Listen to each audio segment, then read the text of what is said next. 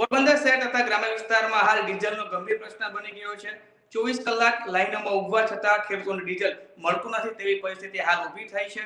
આજે પોરબંદરના બગોદરના એક પેટ્રોલ પંપ પર એવી પરિસ્થિતિ ઊભી થઈ કે જ્યાં વ્યવસ્થા માટે પોલીસ બોલાવી પડે। આવી પરિસ્થિતિ છે પોરબંદરના ગ્રામ્ય વિસ્તારની।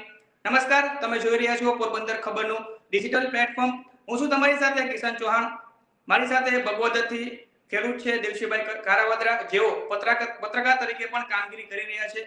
દેવશીભાઈ, અટાણા ડીઝલને લઈને ખૂબ ગંભીર પ્રશ્ન છે। ખેડૂતોને હાલ ડીઝલની ખૂબ જરૂરિયાત છે। ગ્રામ્ય વિસ્તારમાં શું પરિસ્થિતિ છે અને આજે તો એક પેટ્રોલ પંપ ઉપર પોલીસ બોલાવી પડે આવી પરિસ્થિતિ છે। જી કિશન, જો ડીઝલની વાત કરીએ તો બરડા પંથકની અંદર હાલ જે ચોમાસું નજીક આવી રહ્યું છે તેને લઈને ખેડૂતો દ્વારા ખેતરો જે છે તૈયાર કરવાની હાલ કામગીરી ચાલી રહી છે। ચોમાસું જે શરૂ થશે અને જે વરસાદ થશે ત્યારે જે મગફળી, કપાસ સહિતના જે વાવેતર કરવામાં આવતા છે, આ તમામ વાવેતરો જે કરવામાં આવતા હોય છે તેને પૂર્વે ખેતરો છે તે તેને તૈયાર કરવામાં આવતા હોય છે। આ તમામને લઈને ટ્રેક્ટરની અંદર ડીઝલની ખૂબ મોટી જરૂરિયાત રહેતી હોય છે। ડીઝલનો જથ્થાની જરૂરિયાત રહેતી હોય છે, ત્યારે પેટ્રોલ પંપ ઉપર લાંબી કતારો જોવા મળે છે અનેક જગ્યાએ। હાલ બગોદર ની વાત કરીએ તો આજે સવારથી જ બગોદરના જે પેટ્રોલ પંપ છે તેના ઉપર ખૂબ મોટી સંખ્યામાં ખેડૂતો છે ડીઝલ માટે ઉમટી પડ્યા હતા। ત્યારે વહેલી સવારથી જે ડીઝલનું જે વિતરણ છે, ડીઝલનું વિતરણ શરૂ કરવામાં આવ્યું હતું અને ખેડૂતો જે છે તે લાઈનમાં કતારોમાં હતા। તેવા સમયે મેનેજમેન્ટ દ્વારા પણ ક્યાંક ને ક્યાંક ખામી હોય તે પ્રકારની સ્થિતિ હતી, તો ખેડૂતો દ્વારા પણ ક્યાંક થોડોક સહકાર ન આપવામાં આવતો હોવાના દ્રશ્યો પણ ક્યાંક જોવા મળી રહ્યા હતા। આ તમામ બાબતોને લઈને જે પોલીસ છે તેમની મદદ લેવામાં આવી હતી અને પોલીસ દ્વારા બંદોબસ્ત સાથે જે ડીઝલનો જથ્થો છે તે ખેડૂતોને આપવામાં આવ્યો હતો। પરંતુ આ તમામ બાબતોની વચ્ચે ખેડૂતો દ્વારા ક્યાંક એવો રોષ પણ જોવા મળી રહ્યો હતો કે જે પેટ્રોલ પંપ ધારકો છે તેમના દ્વારા યોગ્ય આયોજન ન કરવામાં આવતું હોય તેવા પણ આક્ષેપો કરવામાં આવ્યા હતા।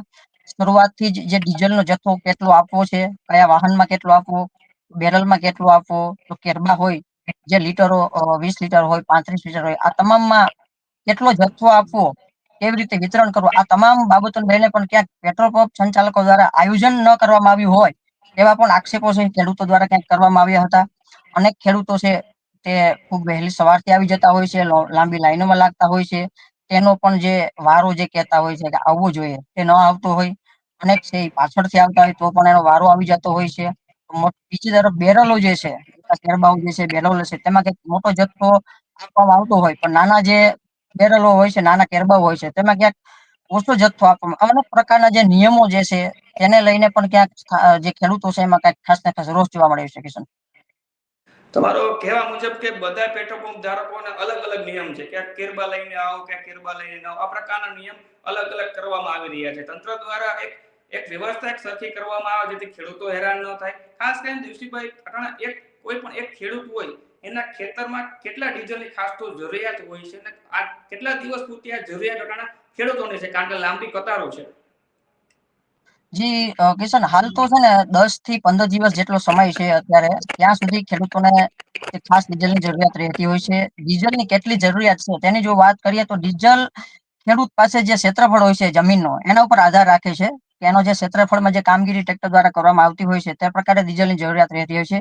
ખૂબ જે મોટું ક્ષેત્રફળ હોય ખેતરનું તો એમાં વધુ ડીઝલ જોતું હોય છે, નાનું હોય તો એ પ્રકારે જોતું હોય, તમામને ડીઝલની ખાસ જરૂરિયાત રહેતી જ હોય છે હાલના સમયમાં। તેના વગર કોઈ કામગીરી થઈ શકે નહીં। ટ્રેક્ટર, મશીનરી, આ તમામ બાબતોમાં તમામ જે મશીનરી છે તેમાં ડીઝલની ખાસ જરૂરિયાત રહેતી હોય છે। ત્યારે ડીઝલ ને લઈને ખૂબ મોટી સમસ્યા છે એ ખેડૂતો હાલ ભોગવી રહ્યા છે। આ બાબતે તંત્રએ પણ ક્યાંક ને ક્યાંક ખેડૂતોના હિતમાં ધ્યાને લઈ અને કંઈક આયોજન કરવું જોઈએ। પેટ્રોલ પંપ ઉપર જે ડીઝલનો જથ્થો આવે છે તેના વિતરણને લઈને પણ તંત્ર દ્વારા ક્યાંક ને ક્યાંક આયોજન કરવું જોઈએ। જે અડધડ વહીવટથી જે ચાલે છે વિતરણ, તે નહીં અને ક્યાંક વ્યવસ્થિત રીતે ખેડૂતોને જથ્થો મળતો રહે, ક્યાંક સંગ્રહખોરી પણ ન થાય તે બાબતે પણ ક્યાંક ધ્યાન રાખવું જોઈએ। આ તમામ બાબતોને લઈને ખેડૂતો જે છે દ્વારા આજે રોષ પણ જોવા મળ્યો હતો। ક્યાંક અમુક ખેડૂતો છે તેને ડીઝલ મળ્યું પણ ન હતું, ત્યારે થાકી ગયેલા ખેડૂતો જે છે પરત ફર્યા હતા। ડીઝલનો જથ્થો વિતરણ શરૂ હતો પણ થાકી ગયેલા ખેડૂતો પરત ફર્યા હતા, કેમ કે મેનેજમેન્ટને લઈને ક્યાંક અભાવ જોવા મળી રહ્યો હતો। તો બીજી તરફ ખેડૂતો દ્વારા પણ ક્યાંક સહયોગ જે છે કરવામાં ન આવી રહ્યો હતો। આ તમામ બાબતોને લઈને હાલ ખેડૂતો છે તે ખૂબ મુશ્કેલી ભોગવી રહ્યા છે। વ્યવસ્થાની વાત કરી, પરંતુ દેવશીભાઈ, અટાણા જે પુરવઠો વિભાગ છે ખરેખર જવાબદારી એમની છે, વહીવટી તંત્રની છે, કારણ કે વ્યવસ્થા અત્યારે ખોરવાઈ ગઈ છે। અલગ અલગ પેટ્રોલ પંપમાં અલગ અલગ નિયમો છે અને પુરવઠા વિભાગ તે સાવ ઊંઘમાં હોય તેવું લાગી રહ્યું છે, કારણ કે કેટલો જથ્થો આવે છે, કઈ રીતનું ત્યાંથી વ્યવસ્થા ઉપરથી છે, ચેન કેવી રીતે ચાલી રહી તે પ્રકારે કોઈ પણ પ્રકારનું નિવેદન આપવામાં આવતું નથી, ખેડૂતોને અપીલ કરવામાં આવતી નથી. ખાસ તો બીજી વાત એક કે સત્તાધારી પક્ષ છે ભાજપના નેતાઓ દ્વારા પણ એક કોઈ પણ જાતનું નિવેદન પણ જાહેર કરવામાં આવ્યું નથી. ખેડૂતોને અપીલ કરતું નિવેદન હોય કે સરકારને રજૂઆત કરતું નિવેદન હોય, કોઈ પણ જાતનું નિવેદન આજ સામે આવ્યું નથી. આવી પરિસ્થિતિ છે, ખેડૂતોમાં રોષ જોવા મળી રહ્યો છે. આભાર દેવશીભાઈ, તમારી સાથે જોડાવા બદલ.